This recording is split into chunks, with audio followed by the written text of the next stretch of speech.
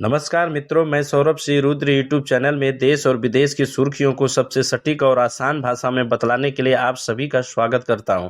आज की सुर्खियों में हम जानेंगे सुप्रीम कोर्ट का एक ऐतिहासिक जजमेंट आया है जो 2024 के इलेक्शन को लेकर ईवीएम मशीन और वीवीपैट को लेकर एक निर्णय दिया गया है और इसमें याचिकाकर्ता की सभी मांगों को खारिज कर दिया गया है और दो निर्देश दिया गया है। वह कौन सा निर्देश? इलेक्शन कमीशन को दो निर्देश दिए गए हैं, आपको हम इस वीडियो के माध्यम से बताएंगे और साथ ही आपको बहुत कुछ जानकारी हम इस वीडियो के माध्यम से देंगे। आप मेरे चैनल को लाइक, कमेंट और सब्सक्राइब कर लीजिएगा। चलिए मैं आपको बताता हूं। हमारे देश में ईवीएम मशीन को लेकर बहुत सी अटकलें लगी रहती है कि वह हैक होता है, नंबर बदल दिए जाते हैं। तमाम बातों को लेकर सुप्रीम कोर्ट में प्रसनी और एक संस्था है एडीआर क्या होता है? ये एसोसिएशन डेमोक्रेसी रिफंड एक प्रकार की संस्था है जो चुनाव को कराने में ध्यान रखता है कि कहीं गड़बड़ी न हो जाए।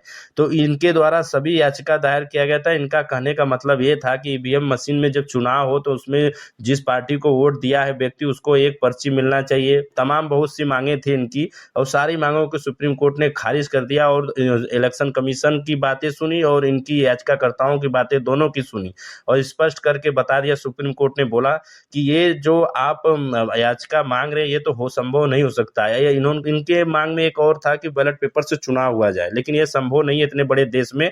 यहाँ पर चुनाव बैलेट पेपर से नहीं हो सकता।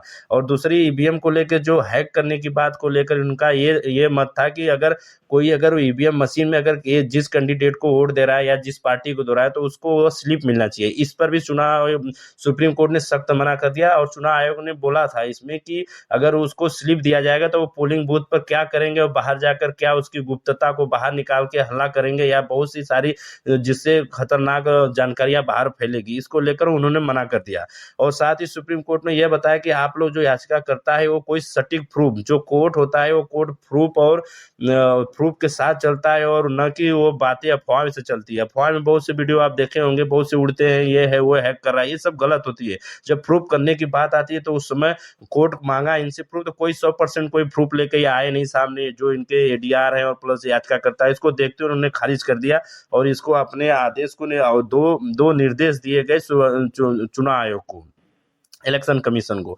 वह निर्देश मैं आपको बताता हूँ। निर्देश पहला यह बताया गया था इनको कि जो एसएलयू है, जो एसएलयू क्या होता है इसको आप समझिए। एसएलयू होता है कि जो सिंबल लोडिंग यूनिट होती है, यह एक इसमें लगा होता है। वीवीपैट में एक होता है, देखिए ईवीएम तो ये है जो बटन दबाते हैं आप, उसको दबाने से टी से बोलता है, वह तो ईवीएम हो गया। और उसके साथ में एक अटैच लगा होता है वीवीपैट मशीन लगी होती है। उसमें क्या होता है कि इसमें एक चिप लगी होती है जो 4 MB की फ्लैक्स मेमोरी लगी होती है वीवीपैट के अंदर और उसी की यूनिट को एसएलबी को होती है। इसमें क्या होता है, नाम, सिंबल और उनका क्रमांक, नंबर, संख्या लगी होती है जो बटन दबाने के 60 सेकंड तक लाइट जलती है। उसके बाद वीवीपैट में अंदर वो पर्ची चली जाती है जिससे 60 सेकंड तक आप उनको जिस कैंडिडेट को वोट दियो, जैसे बीजेपी को दियो, कांग्रेस को दियो, तो आप उसमें देख सकते हो। ऐसे एक उदाहरण के लिए समझ लीजिए, मान लीजिए कि इसका जो मैच है, जैसे 1000, मान लीजिए 1000 वोट पड़ा हुआ है तो उसमें 300 कांग्रेस को, 300 बीजेपी को, आदि सभी ऐसे करके पड़ा रहता है। तो उसके द्वारा उस मेमोरी में जो आप बताएं अभी हम आपको, एसएलबी यूनिट जो होती है 4 MB फ्लैक्स मेमोरी में कनेक्ट हो जाती है और जिसमें आप बटन दबा रहे हैं और प्लस वीवीपैट का जो इसमें मेमोरी लगी है, दोनों को कनेक्ट होता है।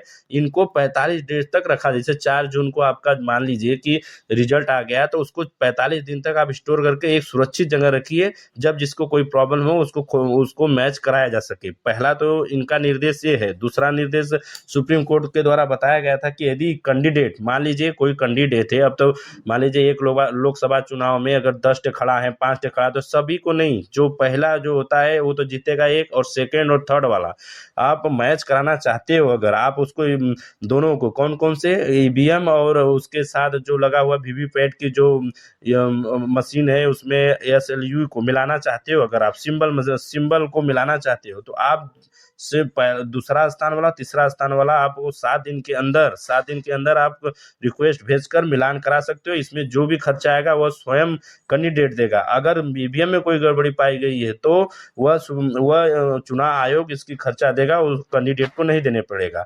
तो बात वही आ गई कि जब खुद कैंडिडेट को देना पड़ेगा खर्चा, तो उसकी वजह से कोई आगे निकल कर आता नहीं। अफवाहें बहुत ज़्यादा उड़ा जाती है कि ईवीएम को हैक किया जा रहा है, वोट यहाँ ज़्यादा पड़ रहा है, तमाम बातें अटकलें करती है। लेकिन सुप्रीम कोर्ट का कहने का मतलब कि यहाँ पर प्रूफ चाहिए, प्रूफ नहीं है तो आपने इसके ये दोनों निर्देश दोनों पारित किया गया है और चुनाव आयोग को बता दिया गया है कि इसको आप 45 दिन तक स्टोर करके रखेंगे और जिस कैंडिडेट को दिक्कत है वो सामने आकर उसको अपना मैच कराया जा सकता है। ये जानकारी आपको कैसी लगी, लाइक कमेंट सब्सक्राइब कर दीजिए।